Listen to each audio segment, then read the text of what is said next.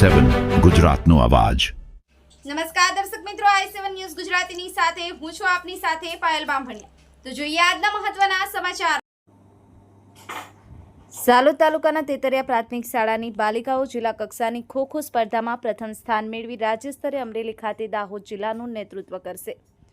મળતી માહિતી મુજબ ઝાલોદ તાલુકાના તેતરિયા ગામની પ્રાથમિક શાળાના બાલિકાઓ જિલ્લા કક્ષાની સ્પોર્ટ્સ ઓથોરિટી ઓફ ગુજરાત દ્વારા આયોજિત SJIF દાહોદ જિલ્લાની 14 અંડર ખો-ખો સ્પર્ધામાં તારીખ 19/9/2025થી દેવગઢ બારિયા ખાતે યોજાતા ઝાલોદ તાલુકાના તેતરિયા પ્રાથમિક શાળાની બાલિકાઓ તારીખ 20/9/2025ના રોજ સમગ્ર દાહોદ જિલ્લામાં પ્રથમ નંબર મેળવી અને ઝાલોદ તાલુકાનું અને તેતરિયા પ્રાથમિક શાળા તથા ગામનું ગૌરવ વધાર્યું છે।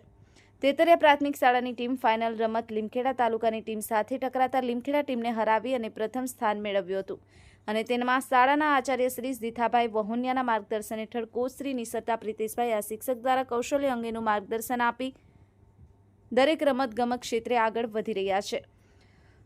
આ છેવાડાના માનવી અને છેવાડાના વિસ્તારોમાં આદિવાસીઓના બાળકોને જો સ્પોર્ટ ગ્રાઉન્ડની વ્યવસ્થા અને આર્થિક મદદ મળી રહે તો પછાત વિસ્તારોની ઝાલોદ તાલુકાના બાળકો દેશનું પ્રભુત્વ કરી શકે એમ છે।